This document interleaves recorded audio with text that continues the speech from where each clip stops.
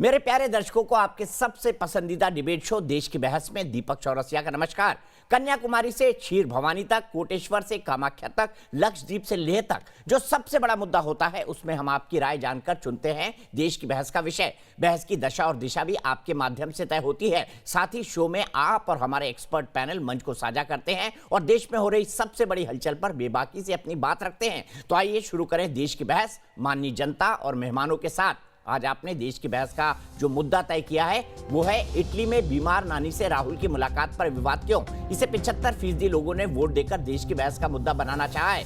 कांग्रेस के पूर्व अध्यक्ष और सांसद राहुल गांधी जैसे ही देश की सीमा के बाहर पांव रखते हैं, कांग्रेस के विरोधी नेता सवालों के तीर चलाने लगते हैं। इस बार भी यही हुआ। सवालों और तंज की धार तेज हुई तो कांग्रेस के तमाम दिग्गज मीडिया के सामने आए कि राहुल छुट्टी मनाने नहीं बल्कि बीमार नानी का हालचाल जानने के लिए इटली गए हैं। बताया जा रहा है कि राहुल कुछ दिन बाद स्वदेश लौटेंगे, मगर दौरे की टाइमिंग ऐसी है जिस पर घमासान थम नहीं रहा, क्योंकि आज देश की सबसे पुरानी पार्टी ने अपने 135 साल पूरे कर लिए। तो क्या विवाद इसलिए भी ज्यादा बढ़ गया है कि खास मौके पर राहुल नहीं थे? इसका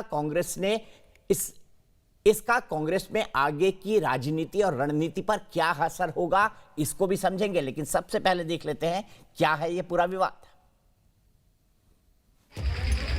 देश की ग्रैंड ओल्ड पार्टी कांग्रेस का स्थापना दिवस जितना खास है उतनी लंबी सियासी चुनौतियों की फहरिस्त भी। ऐसे मौके पर कांग्रेस के पूर्व अध्यक्ष और सांसद राहुल गांधी का गैर हाजिर होना कांग्रेस विरोधियों को प्रहार करने का बड़ा मौका दे गया। कि उसका जो पहले अध्यक्ष रहे हैं और जिनको लोग अध्यक्ष बनाने की बात करते हैं वो खुद कांग्रेस के स्थापना दिवस पर गायब हो जाते हैं, और गायब भी देश में नहीं होते। केंद्रीय मंत्री गिरिराज सिंह ने ट्वीट पर राहुल की विदेश यात्रा पर तंज कसा। उन्होंने लिखा, भारत में राहुल गांधी की छुट्टी खत्म हो गई है, आज वो इटली वापस चले गए। इधर राहुल की इटली यात्रा पर विरोधियों के हमले तेज हुए, उधर कांग्रेस के दिग्गज भी खुलकर मैदान में आ गए। गांधी परिवार के करीबी नेता कांग्रेस महासचिव केसी वेणुगोपाल पहले सामने आए। उन्होंने बताया कि इटली में राहुल गांधी अपनी बीमार नानी से मुलाकात करने गए हैं। रणदीप सुरजेवाला ने सवाल किया कि क्या राहुल गांधी को निजी यात्रा करने का अधिकार नहीं है? For seeing his family members, his grandmother, being an individual, it is his right. Shri Rahul Gandhi ji एक शॉर्ट पर्सनल विजिट पर अपने परिवार के एक सदस्य को जो गंभीर रूप से बीमार हैं उनसे मिलने गए हैं। वो ना किसी छुट्टी पर गए हैं और ना कहीं और। राहुल की विदेश यात्रा की टाइमिंग पर बीजेपी समेत तमाम विरोधी हमलावर हैं। इसी के बहाने उनके नेतृत्व क्षमता और काबिलियत को परखा जाता है, मगर ये पहली बार नहीं है जब विदेश यात्रा पर सवाल तेज हो। एक रिपोर्ट के मुताबिक 2015 से 2019 के बीच 300 से ज्यादा विदेश यात्राएं राहुल गांधी कर चुके हैं। राहुल गांधी अक्सर विदेश में ही अपना बर्थडे सेलिब्रेट करते हैं। इस बार के महाराष्ट्र और हरियाणा विधानसभा चुनाव से ऐन पहले राहुल की विदेश यात्रा पर खूब हंगामा हुआ था, और सियासी हमले इसलिए भी तेज हो जाते हैं क्योंकि राहुल खुद पीएम मोदी की विदेश यात्राओं को टारगेट करते हैं। जब नरेंद्र मोदी जी हवाई जहाज में इंग्लैंड जा रहे हैं, राहुल गांधी आपके खेतों के बीच में आ रहा है। आज देश की बहस में इसी मुद्दे पर चर्चा करने जा रहे हैं कि राजनीति के अखाड़े में विदेश यात्रा पर क्यों मचता है घमासान, और बीमार नानी से राहुल के मिलने में गलत क्या है। तो देश की बहस में हमारा आज का सवाल इसी से जुड़ा हुआ है, क्या राहुल की निजी यात्रा पर सवाल उठाना सही है? इसके जवाब आप हाँ या ना में हमें दे सकते हैं। आपको पता है जवाब कैसे देना चाहिए? हम आपकी राय शो के अंत में दिखाएंगे। आप देख सकते हैं हमारी वेबसाइट है। इसके अलावा आप हमारे मोबाइल ऐप को डाउनलोड कर सकते हैं। हमेशा देश की बहस देख सकते हैं। ट्विटर हैंडल है, फेसबुक पेज है। साथ ही साथ अगर आपकी कोई राय है, सुझाव है या आप शो के अंदर शामिल होना चाहते हैं तो आप 9711002266 पर एक छोटा सा व्हाट्सएप बनाकर हमें भेज दें। हमारी टीम आपको जरूर शो के अंदर शामिल कराएगी। जल्दी से बहस को खोलता हूं। मेरे साथ कई सारे खास मेहमान जुड़ चुके हैं। मेरे साथ अवनीजेश अवस्थी है, प्रोफेसर हैं दिल्ली यूनिवर्सिटी के। मेरे साथ सुरेंद्र राजपूत जी हैं, नेशनल स्पोक्स पर्सन है भारतीय जनता पार्टी के। मेरे साथ संजू वर्मा जी हैं, भारतीय जनता पार्टी की राष्ट्रीय स्पोक्स पर्सन है। मेरे साथ अनुराग भदौरिया जी है, समाजवादी पार्टी के स्पोक्स पर्सन है। तहसीम पूनावाला जी हैं, पॉलिटिकल एनालिस्ट हैं और गांधी परिवार के करीबी हैं। सबसे पहले मैं शुरुआत करूंगा तहसीम आपसे ही। ये निजी यात्रा पर सवाल उठ रहा है, क्यों? आप तो परिवार के सदस्य हैं उनके एक तरीके से। मुझे ये बताइए, क्या जो राजनीतिक तौर पर सवाल उठाए जा रहे हैं उसमें फिलहाल आज उनकी यात्रा को विवादों के अंदर लेके आना आप इसको उचित मानते हैं? और वो ये कह रहे हैं किसानों से वीर तुम बढ़े चलो, फिर वो क्यों बढ़ के आगे चल दिए इटली की तरफ? दो चीज दीपक भाई, जो जिस तरह की ओछी राजनीति नरेंद्र मोदी जी की भारतीय जनता पार्टी कर रही है, इससे बहुत दुख होता है। वो भी एक जमाना था जब अटल बिहारी वाजपेयी जी को इलाज की जरूरत थी, कोई डिप्लोमैट नहीं था, और शहीद राजीव गांधी, राहुल गांधी जी के पिताजी जो देश के लिए शहीद हुए, उनको डिप्लोमैट बनाकर यूएन भेजे थे ताकि उनका इलाज हो सके और उनकी जान बचेगी। लेकिन इस तरह की सस्ती और ओछी राजनीति, राहुल जी की नानी, और मैं ये व्यक्तिगत तौर से जानता हूं, मेरी वाइफ जानती है, इस वक्त वो 95 ईयर्स की है, बहुत बीमार है। सोनिया जी जा नहीं सकती उनके हेल्थ के कारण। और राहुल जी का एक अच्छा पॉइंट ये है कि वो अपने परिवार के लोग को जब मिलने जाते हो, कैमरा लेके नहीं जाते कुछ लोगों की तरह कि कैमरा ले जाओ, कैमरा बुलाओ, और जो उनके एमओ के जो लोग हैं, जो खास करके हिरेन जोशी जी, वो व्हाट्सएप भेजे के इसको आकर कवर करे। वो अपने परिवार के एक सदस्य को मिलने गए, नेक्स्ट वीक वो वापस आ जाएगी। मुझे नहीं समझ में आता कि इसमें राजनीति करने वाली कौन सी बात है। संजू वर्मा जी, वो कह रहे हैं व्यक्तिगत विजिट है, कोई भी कर सकता है, और अगर व्यक्तिगत विजिट है तो इस पर राजनीतिक सवाल क्यों कहा जा रहा है कि राहुल, आपकी पार्टी के नेता क्यों कर रहे हैं कि राहुल एक बार फिर वापस विदेश चले गए, उनकी छुट्टी खत्म हो गई? गिरिराज सिंह जी का ट्वीट है।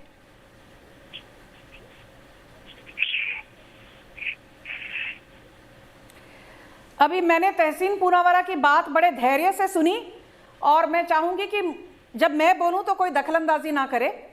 पहली बात तो मैं स्पष्ट कर देना चाहती हूं दीपक जी, आपके दर्शकों के सामने मैं ये कहना चाहती हूं कि बात सिर्फ जो राहुल गांधी कल निकल गए इटली के लिए, बात वहां तक सीमित नहीं है।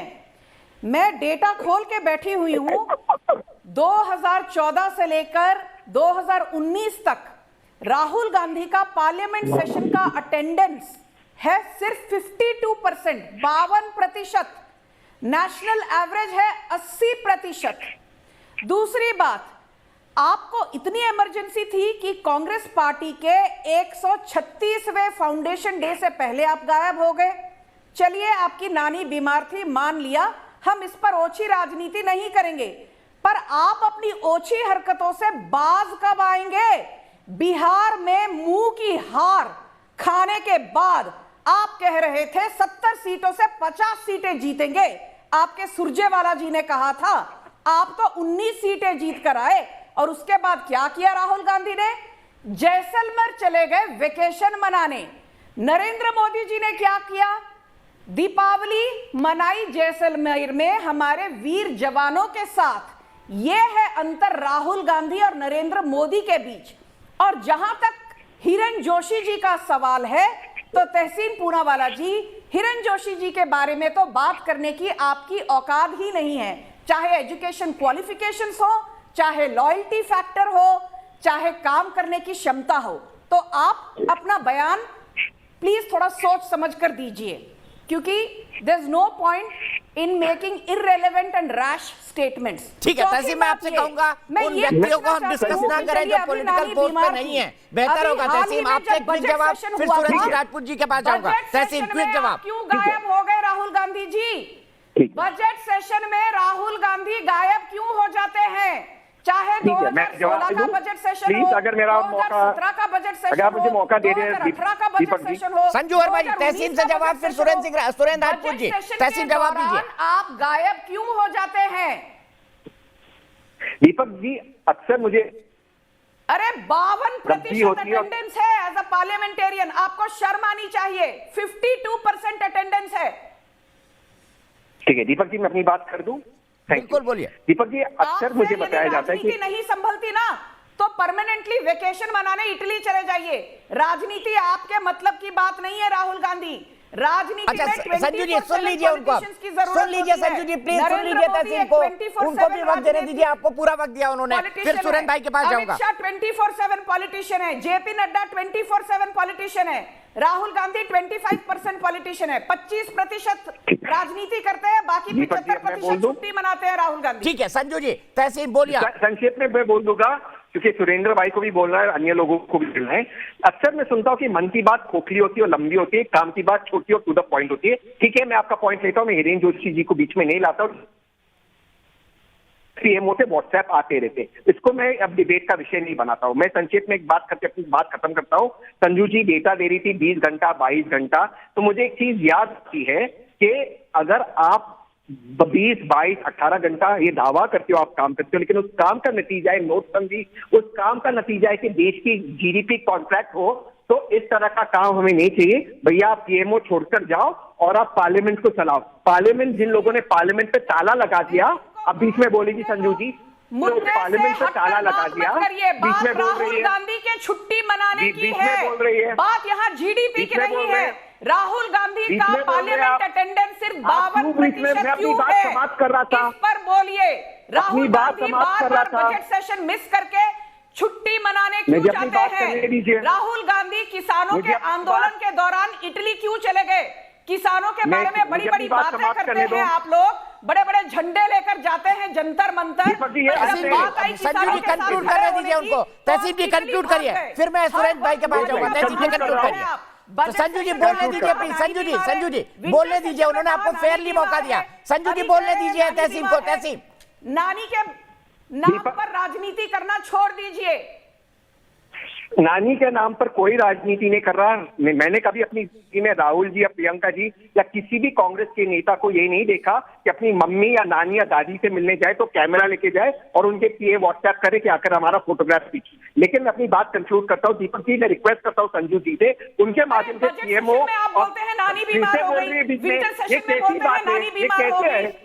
किसान आंदोलन के दौरान बोलते हैं नानी बीमार हो गई। आपको शर्म नहीं आती है? नानी के नाम पर आप राजनीति करते हैं, दोगलेपन की राजनीति करते हैं और यहाँ आकर बीजेपी को भाषण देते हैं। बीजेपी को आपके भाषण की जरूरत नहीं है। तहसीन, मुझे सुरेंद्र भाई के पास जाने दीजिए। अनफेयर होगा अगर उनके पास नहीं जाऊंगा। संजू जी प्लीज आपसे रिक्वेस्ट है।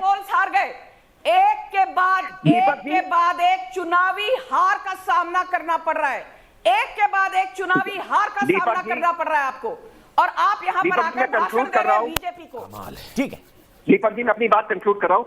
जैसे इस शो में मेरी आवाज दबाई जा रही है, सुरेंद्र जी की आवाज दबाई जाएगी, ठीक उसी तरह पार्लियामेंट में कांग्रेस के नेताओं, विपक्ष के नेताओं की आवाज दबाई जा रही। मैं इनको चैलेंज करता हूं, आप पार्लियामेंट खोल दीजिए और आप फार्म बिल्स पे डिबेट कीजिए। लेकिन आप दुम दबाकर भाग जाते हो। आपने पार्लियामेंट ताला लगाया है, आप पार्लियामेंट में वोट मेजोरिटी से चीज पास करते हो, आपके पास और ऑर्डिनेंस से पास करते हो। फॉर्म नहीं मालूम है तहसीन पूनावाला, एपीएमसी का फुल फॉर्म मालूम है, तीनों बिल के नाम मालूम है, एसेंशियल कमोडिटीज एक्ट का पूरा अच्छा ठीक है। संजू वर्मा जी, मैं तहसीन जी से आगे चलता हूं। सुरेंद्र राजपूत जी मैंने अभी मैं फार्म बिल्स पर दर्जनों आर्टिकल लिख चुकी हूँ। फार्म बिल्स पर दर्जनों आर्टिकल लिख चुकी हूँ, मुझे भाषण मत दीजिए। अरे आपके आर्टिकल लिखने से क्या फर्क पड़ता है? पर मेरे आर्टिकल छपे हैं बड़े बड़े अखबारों में, यहाँ पर आकर मैं आपका भाषण नहीं सुनना। संजू जी, सुरेंद्र राजपूत जी के पास चलता हूँ। सुरेंद्र राजपूत जी, अभी मैंने राहुल जी का बयान सुनवाया। उन्होंने कहा था देखिए प्रधानमंत्री जी जो है इंग्लैंड यात्रा पर गए हुए हैं और मैं किसानों के बीच में हूँ। अगर राहुल जी इसको मुद्दा बनाएंगे तो उन पर आज सवाल उठना लाजमी है या नहीं, आप बताइए। संजू जी प्लीज, संजू जी बोलने दीजिए। Surendra Rajput ji, agriculture produce market committee, अब आप बताइए मुझे, गूगल में देखिए बिकॉज जीडीपी कितना गिरा है, -20। दीपक जी के प्लेटफॉर्म को छोटा देती हो, आपको शर्म नहीं आती है? भाई सुरेंद्र जी आप बोलिए, आपका टर्न है, आप बोलिए। सॉरी जी, दो तीन बातें मैं कहना चाहता, दो तीन बातें मैं आपसे कहना। अरे दीपक भाई ये क्या है यार, ये आप सब्जी मंडी बना लिए हैं क्या? 8.8% ग्रोथ की बात की है। गोल्डमैन सैक्स ने 13% जीडीपी ग्रोथ की बात की है। कोरोना के चलते सभी देशों की जीडीपी में, जब अंजू वर्मा जी को बुलाते हो तो किसी को मत बुलाया करो, ये काफी है। चलिए संजू जी आपने सब पॉइंट रख लिए, मुझे सुरेंद्र राजपूत के पास जाने दीजिए प्लीज, लगातार मत बोलिए। सुरेंद्र राजपूत जी जवाब दीजिए।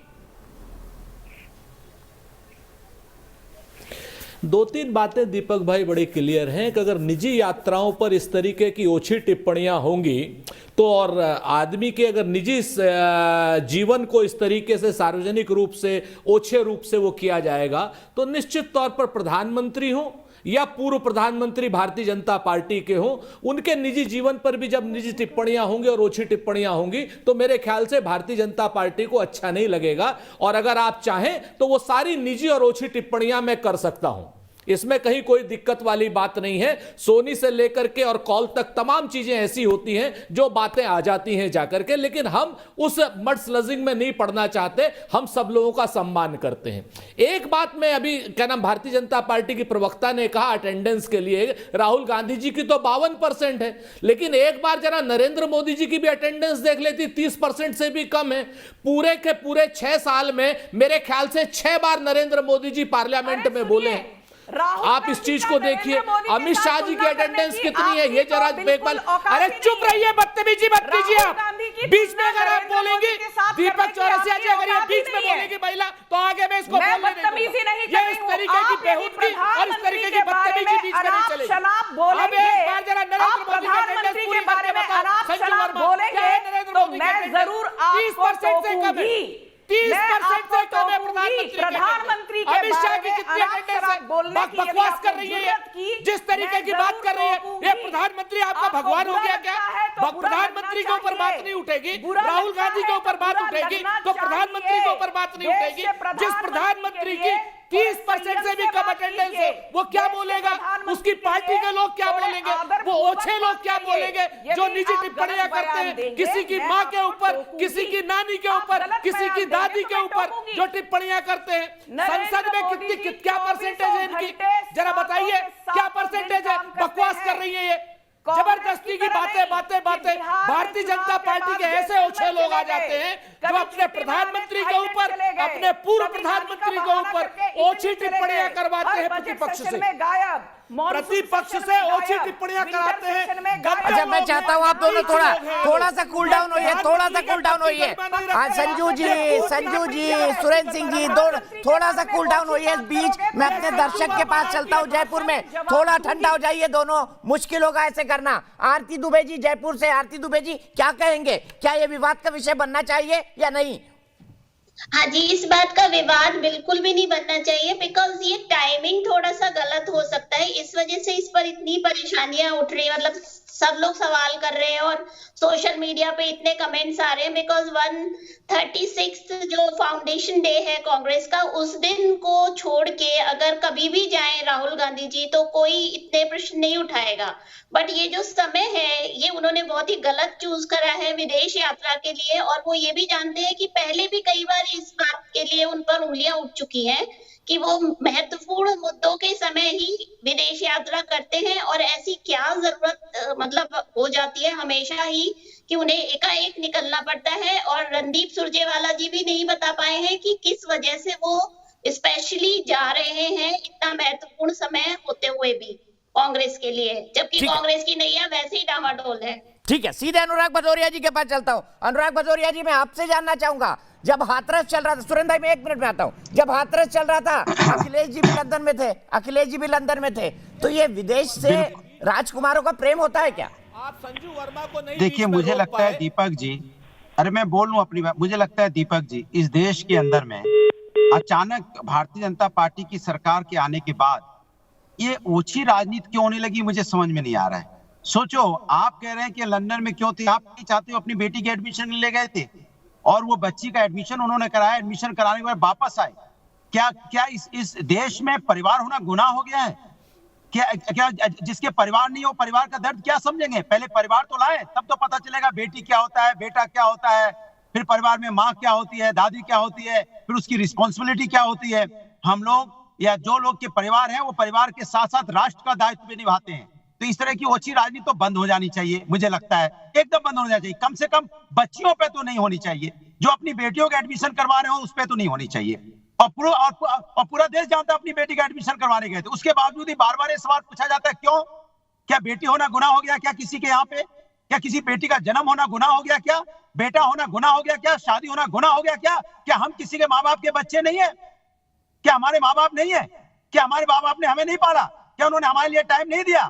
इसके मतलब उन्होंने कोई काम नहीं किया क्या? इसलिए मैं कहता हूं इस देश के अंदर में कमाल की बात हो गई है कि भैया अगर परिवार है तो गुनाह है। मुझे लगता है शर्म आनी चाहिए देश को इस तरह की बातें करते हुए। कि कौन कहाँ गया, कि लंदन गए थे, कि बेटी का एडमिशन देने। शर्म नहीं आती भारतीय जनता पार्टी को ये बात करते हुए? और मुझे तो कहता है डूब के चुल्ली भर पानी में मर जाना चाहिए अगर बीजेपी कहती है कि एडमिशन कराने गए तो गलत था।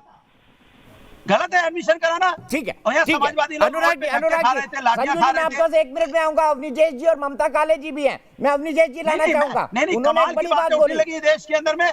मैं हाथरस में हम लोग ने लाठियां खाई थी, आपको पता होगा। समाजवादी लोग रोड पे थे, जेल में गए, लाठियां खाई समाजवादियों ने, तब ठीक है, जाके हाथरस की अवनीश बेटी जी को न्याय आपका मिला। काउंटर, उसके बाद ममता के पास आऊंगा। अगर राष्ट्रीय वो अध्यक्ष अपनी वो किसी कह काम रहे से है, हैं पार्टी कि तो नहीं अगर चलेगी, पारिवारिक पार्टी तो यात्रा रोड पर पे जाएं थी। तो भारतीय उनके जनता पार्टी के कार्यकर्ता तो रोड पे लोग थे। और आप जैसे लोग कोई जो उनसे पार्टी जुड़े बनाने हुए हैं गए थे क्या? ओछी राजनीति या करते हैं।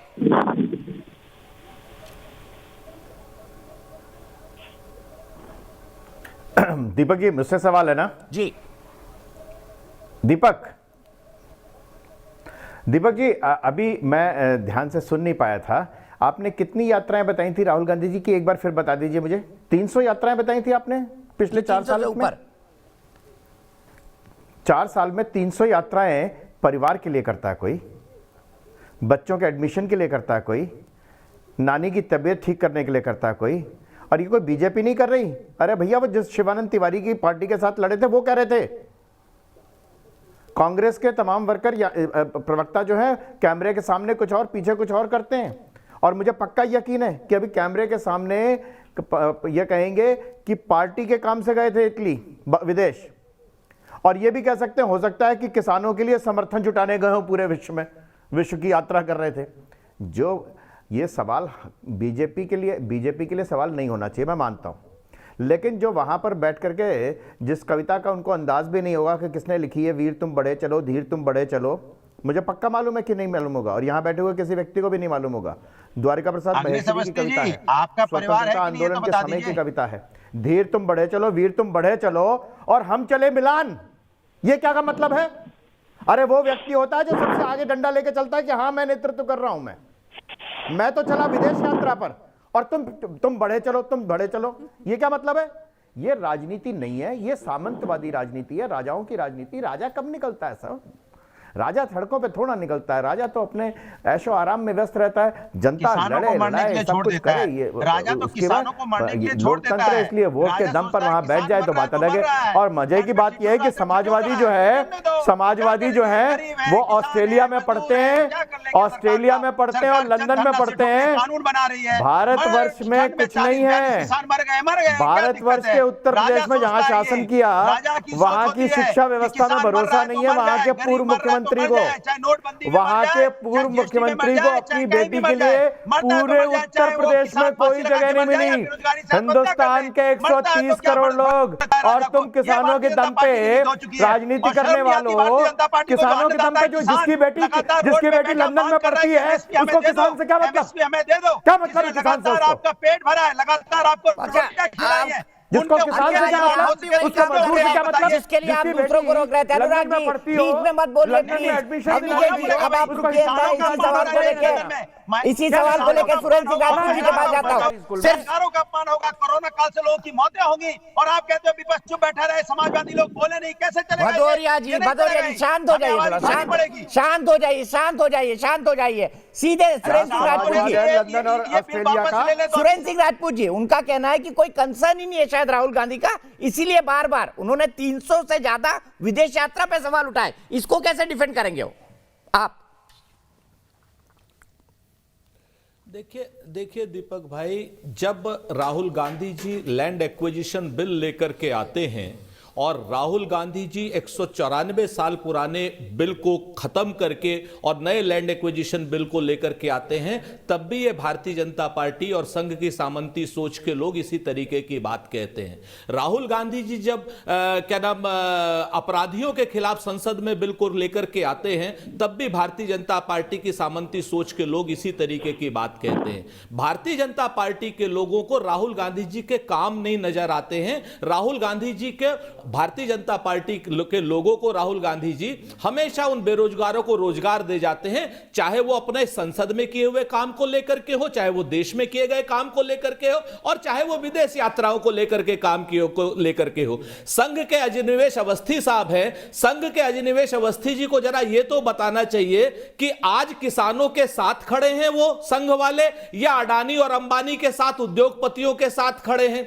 आज कम से कम राहुल गांधी जी किसान यात्रा करके, चाहे पंजाब में की हो, चाहे हरियाणा में की हो, पूरे देश के किसान आंदोलन के साथ कंधे से कंधा मिला करके खड़े हुए हैं। लेकिन ये तो अपने किसान संघ के साथ नहीं खड़े हैं, जो भारतीय कृषक संघ है, जो आरएसएस की बॉडी है, इनकी हैसियत और हिम्मत नहीं हो पा रही है नरेंद्र मोदी जी के कानूनों के खिलाफ खड़े होने की, जबकि पूरा किसान संघ, भारतीय किसान संघ कह रहा है कि ये कानून किसानों के खिलाफ है। तो ये लोग दोगली राजनीति और दोहरी राजनीति करने वाले लोग राहुल गांधी के ऊपर जब आरोप लगाते हैं तो बड़ी हास्यास्पद स्थिति हो जाती है। में क्या कह रहे थे? ठीक है, ममता काले जी को यहाँ पर लाऊंगा। ममता काले जी, सुरेंद्र जी, राहुल गांधी क्या बोल रहे थे उस वीडियो में? क्या आपको लोकसभा के वीडियो की जानकारी नहीं है तो आपको मैं बात बता दूं, आलू जो होता है एमएसपी पे नहीं आता, पढ़ लिख करके आया करो। ये नकल करके जो पास हुए हो ना, और संघ की कृपा से जो नौकरी मिल गई है ना तुम्हें, ये सारी अनपढ़ तो हो ही हो, लगातार नकल करके पास हुए हो। ठीक है, ममता काले जी मैं आपको लाऊंगा, मैं आपको लाऊंगा। सवाल उठा 300 से ज्यादा यात्राओं पर क्या सवाल उठना चाहिए ममता काले जी? अब विजय जी, सुरेंद्र जी रुक जाइए, ममता काले जी को लाइए प्लीज। धन्यवाद दीपक जी। दीपक जी, अभी अजनिवेश जी ने वो वाला ट्वीट दोहराया था कि जो राहुल गांधी ने लिखा था, वीर तुम बढ़े चलो, धीर तुम बढ़े चलो, सामने पहाड़ हो, सिंह की दहाड़ हो, वीर तुम डटे रहो, धीर तुम रुको नहीं। उसी के लिए मैंने ये 2 लाइनें लिखी हैं बैठे बैठे, राहुल गांधी को समर्पित है कि राहुल तुम भगे रहो, राहुल तुम छुपे रहो, सामने ननिहाल है, खाने को मिल रहा पिज्जा वाला माल है, राहुल तुम पार्टी करो और राहुल तुम परमानेंटली इटली में रहो। ये सच्चाई है राहुल गांधी जी की। मतलब 1 लाख का जूता और 5-10 लाख की लिमिटेड एडिशन वाली घड़ी जो तहसीन पूना वाला भी पहनते हैं, वो पहनकर सड़कों पर निकल गए और बोले कि हम 2 करोड़ किसानों के सिग्नेचर लेके जा रहे हैं आदरणीय महामहिम जी के पास। वो पार्टी ये बात कर रही है जिसके पास 200 कायदे के कार्यकर्ता नहीं है। और अगर होते ना दीपक जी, तो ये बिहार भी जीतते और जे&के भी जीतते। तो ऐसा है, ये मुंह और मसूर की दाल ना की जाए तो अच्छा है। कुछ चीजों पर ध्यान आकर्षित करना चाहती हूँ। यहाँ पर बात हो रही थी, मैं चुपचाप सुन रही थी। पार्लियामेंट में व्यवहार की बात करी तहसीन पूनावाला जी ने। तहसीन जी, बिल्कुल सही बोला आपने। आपके जो नेताजी है ना, वो तो आंख मारे और राहुल आंख मारे जैसी हरकत करते हैं पार्लियामेंट में। सीरियसली तो पार्लियामेंट को लेते नहीं है। लेते होते तो जब किसान बिल पास हो रहा था उस वक्त वो भगे हुए नहीं होते यूएस में। दूसरी, आपने जीडीपी की बात करी, जीडीपी की सुन लो तहसीन जी, आपने जीडीपी की बात करी। मैं आपको याद दिलाती हूं 2018 की सिंगापुर की उनकी एक प्रेस कॉन्फ्रेंस, एक वार्तालाप जो की गई थी राहुल गांधी के साथ। और एक वहां के जो दर्शक थे, उन्होंने पूछा था उनसे यह प्रश्न कि जब आपके परिवार से 3 प्रधानमंत्री इस देश के अंदर थे 37 वर्षों तक, तब इस देश की पर कैपिटा इनकम सबसे ज्यादा लो थी। और वो बढ़नी कब आरंभ हुई? जब गांधी परिवार के लोगों के हाथ से सत्ता यानी कि प्रधानमंत्रीशिप निकली। और उसके बाद राहुल गांधी उसका जवाब नहीं दे पाए, कतई जवाब नहीं दे पाए। तो सच्चाई ये है, ये जीडीपी और पर कैपिटा इनकम जो इनकम है उसकी कहानी है। तीसरी, अभी बात की जा रही थी इस बारे में कि जिनके परिवार होंगे वो समझेंगे, ये होगा वो होगा, बड़ी बड़ी बातें की जा रही है। सही बात है, बेटियों का दर्द तो केवल सोनिया जी को पता है, जो अपनी पुत्री को उन्होंने राष्ट्रीय पुत्री घोषित कर दिया और हम टैक्स पेयर के पैसों में लुटियंस के अंदर बंगला दिलवा दिया। ना वो कहीं की पार्लियामेंटेरियन, ना वो कोई एमएलए, लेकिन बंगला एंजॉय कर रही है। सही बात है, ऐसे बेटियों का महिला खराब होना चाहिए। इतनी निजी टिप्पणी कर रही है, इनको मालूम है श्रीमती प्रियंका गांधी जी कहाँ रह रही है, इनको मालूम है दीपक चौरसिया प्रियंका गांधी कहाँ रह रही है, ये इस तरीके की भाषा का जो उपयोग कर रहे हैं राष्ट्रीय पुत्री और राष्ट्रीय माँ जो है ममता काले, जरा अपनी हैसियत में रहो, अपनी हैसियत में रह करके बात करो। ये जो भाजपा की चाटुकारिता है, इस भारतीय चाटुकारिता को अपने वहां पर रखो, नरेंद्र मोदी के यहाँ चाटुकारिता करो और करो अमित शाह के यहाँ पर चाटुकारिता। भगवान जाने किस मैखाने में बैठा होता है। ये जिस तरीके की भाषा का उपयोग हो रहा है ना दीपक जी, ये आपकी बहस के लायक नहीं। आप मुझे मत सिखाइए। कर रही है और नितांत निजी टिप्पणियां कर रही है, इतनी ओछी, इतनी नीच और इतनी निर्लज्ज टिप्पणी। अच्छा, मैं दोनों को रोक रहा हूँ, तहसीन पूनावाला से जवाब लेना है, लेकिन उससे पहले धैर्यवर्धन सिंह वाराणसी से मेरे एक दर्शक जुड़ गए हैं। धैर्यवर्धन सिंह जी, इस बहस को जायज मानते हैं आप? वाले लोग हैं, मुलायम सिंह यादव जी का बेटा बनेगा मुख्यमंत्री, उसके बाद उनके बेटे बनेंगे। हेलो, बताइए धैर्यवर्धन सिंह जी, ये बहस जायज है क्या?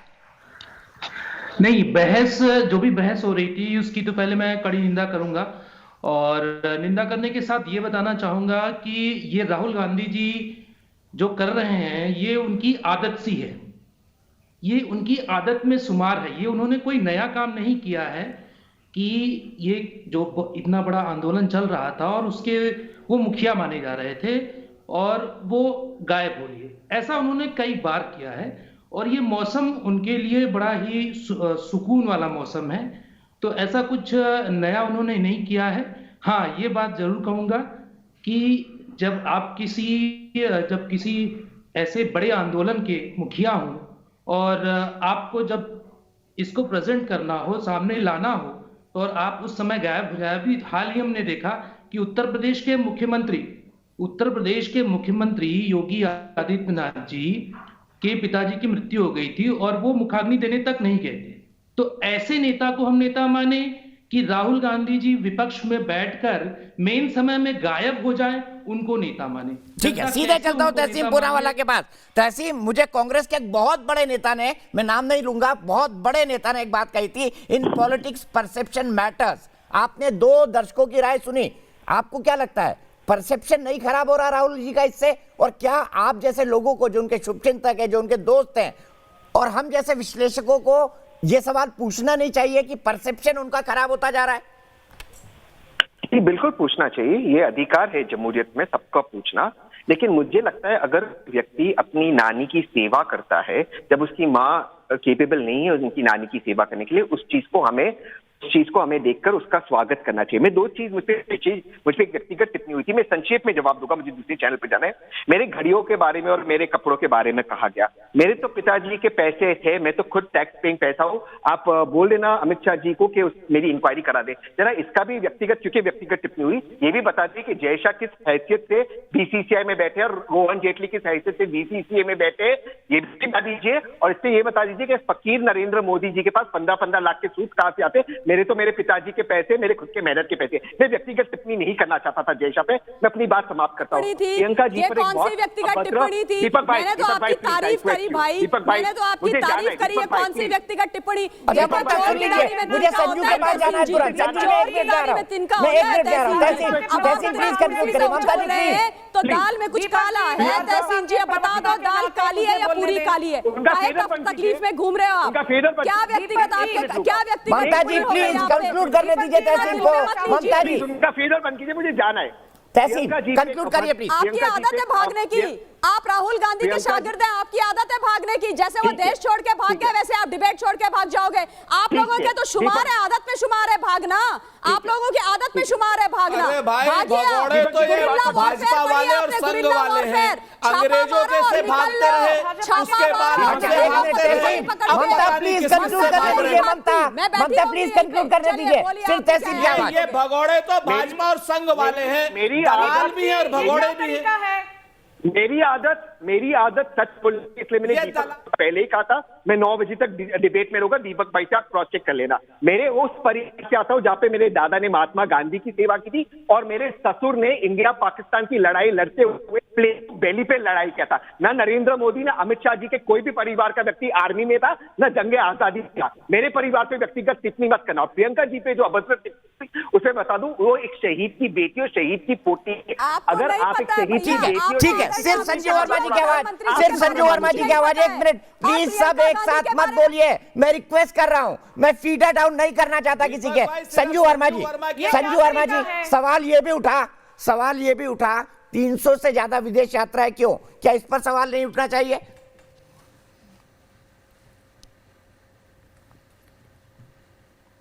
मैं एक बात साफ साफ कह दूं कि परिवार से मोह होना इसमें कोई गलती नहीं है, पर परिवारवाद को बढ़ावा देना यह बिल्कुल सरासर गलत है।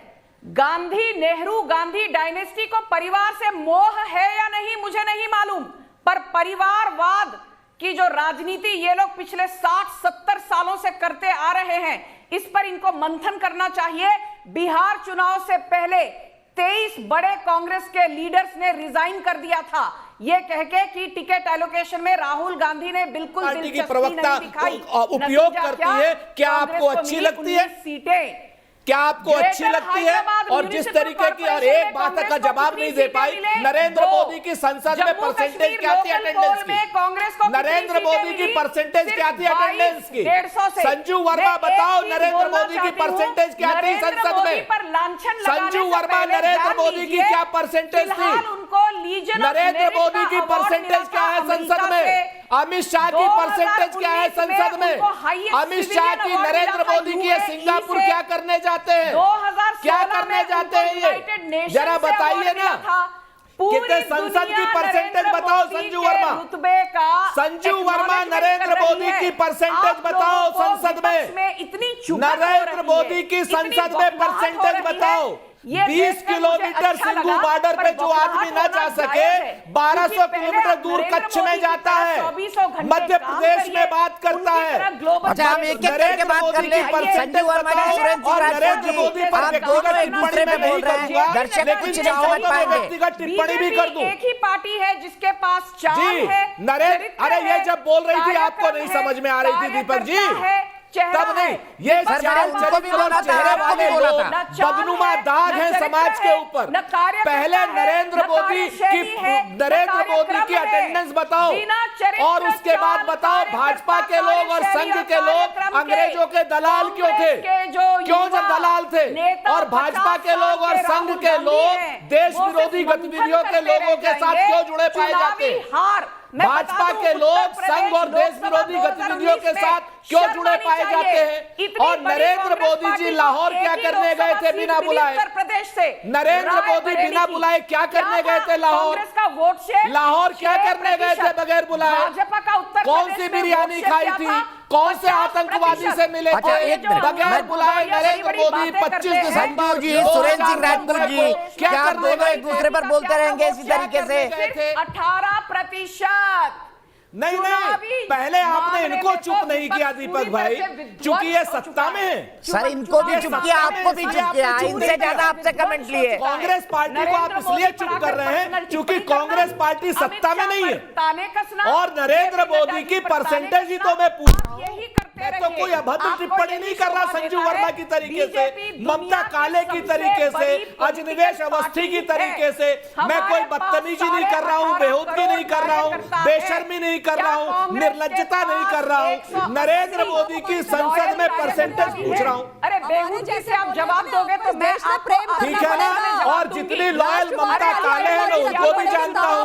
बाकायदा भाजपा के दलाल आ जाते हैं, बाकायदा कभी कभी अननोइंगली आ जाते हैं, कभी कभी नोइंगली आ जाते हैं। तमाम लोगों के ऊपर इस तरीके की अभद्र और ओछी टिप्पणियां करते रहते हैं। इन लोगों के पास टिप्पणी के अलावा कुछ है नहीं। हो गया एक दूसरे पे बोलना, सुरेंद्र जी, हो गया एक दूसरे पे बोलना। बताएं ना, नरेंद्र मोदी की परसेंटेज बताएं। ठीक है, नहीं, पूछिए आपने, मैं जवाब ले लेता हूं। अब जवाब तो ले लीजिए, एक बात बार-बार क्यों बोल रहे हैं? अब तो संजू जी भी चुप हो गए। 30% हो गए हैं, वरिष्ठ नेता है कांग्रेस के मेरे साथ, वो भी आएंगे बहस में। संजू चुप हो गई, संजू बेंचमार्क है। ये भारतीय जनता पार्टी के दलाल और भारतीय जनता पार्टी के ओछे लोग एक साथ मिलकर के औकात की बात करेंगे। तुम्हारी औकात क्या है? अरे संजू वर्मा, तुम्हारी औकात क्या है? वजूद क्या है? फेंकू की औकात क्या है? और तड़ी पार की औकात क्या मोदी जी से सवाल है? औकात की बात कर रही हो, शब्दों का वो नहीं है। वजूद आपका क्या है? क्या वजूद है आपका? आपका क्या वजूद है देश के सामने? अंग्रेजों की दलाली करते हुए बड़े हुए हो, अंग्रेजों की दलाली करते हुए यहाँ पहुंचे हो, अंग्रेजों की दलाली करते हुए किसान के बिल लेकर के आए हो। क्या वजूद है आप लोगों का? देश के सबसे यशस्वी, मैंने कहा ना, अंग्रेजों की दलाली के लिए किसान का बिल लेकर के आए हो। किसानों को ठंड में बैठा रखा है, 45 लोगों को मार दिया आप लोगों ने, 45 किसानों के हत्यारे हो आप। किसानों के लिए कटिबद्ध है 45 किसानों के हत्यारे हो, प्रतिबद्ध है मोदी सरकार। 45 किसानों के हत्यारे हो, है मोदी सरकार। 45 किसानों के हत्यारे हो। आपका तो कोई बताइए ना, नरेंद्र मोदी की संसद में परसेंटेज क्या है? आप हो कौन? बताइए, आप हो कौन? अरे आप कौन हो? हारते आप कौन हो? तरह से आप कौन हो? भाषण देते हो पहले बीजेपी। अरे भाई आप कौन हो? चुनाव में लेना ना हल्ला ना पल्ला, बाजार खड़े हल्ला। चुनाव में आप बताओ, अब जब हमें जीतना होगा हम जीत जाएंगे। जनता जिताती है, जनता जिताती है, जनता हराती है। अंग्रेजों के दलालों से हमें सीखने की आवश्यकता नहीं है, सांप्रदायिक लोगों से हमें सीखने की आवश्यकता नहीं है। अंग्रेजों के दलाल, अंग्रेजों के मुखबिर, इन लोगों से हमें सीखने की आवश्यकता नहीं है। हम चुनाव हारे या जीते, आप हो कौन?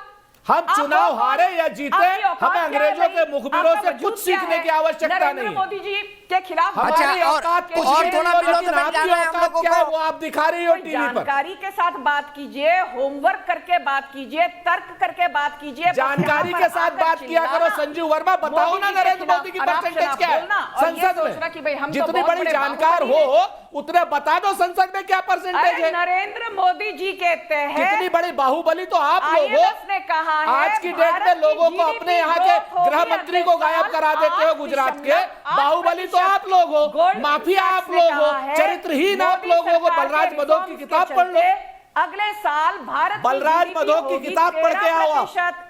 नोम्यूरा ने कहा है मोदी सरकार के भारत की जीडीपी 13% माइनस 29% करके बैठे हुए हो और कह रहे हो 13% आगे होगी। बात करते हैं हमेशा या इतिहास की बात करेंगे या भविष्य की बात करेंगे? दीपक जी आखिर है अरे आप जाइए भाई, ये महाशय। अरे आप कौन हो?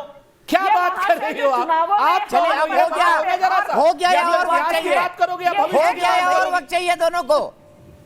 ठीक है, मैं सीधे टीएस सिंहदेव जी के पास चलता हूं। टीएस सिंहदेव जी, ये सिर्फ बता दे नरेंद्र मोदी की परसेंटेज क्या है। ठीक है सुरेन जी, टीएस सिंहदेव जी मेरे साथ जुड़े हैं। बहुत ही डिसेंट नेता है और बहुत ज्यादा हल्ला गुल्ला हो रहा था। सर अब मैं क्या करूं, दोनों राष्ट्रीय पार्टी के प्रवक्ता हैं, मैं एक हद तक ही रोक सकता हूं। मैं आपसे जानना चाहता हूं, आप बहुत अच्छी तरह जानते हैं इन पॉलिटिक्स परसेप्शन मैटर्स, और हम बात कर रहे हैं कि राहुल जी को लेके जो परसेप्शन बन गया है, क्या आपको नहीं लगता उनकी टाइमिंग गलत थी?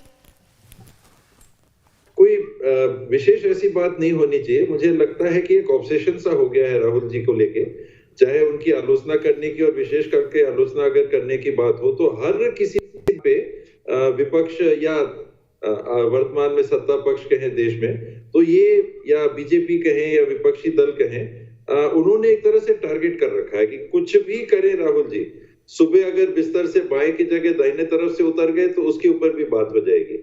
कोई भी उन्होंने कुछ ऐसा कदम ले लिया तो उसमें भी टिप्पणी करने की बात होगी। एक डिसेंट सेंस ऑफ प्राइवेसी देनी चाहिए सामने वाले इंडिविजुअल को। आज हमारे पार्टी के अध्यक्ष नहीं है, सोनिया जी अध्यक्ष हैं।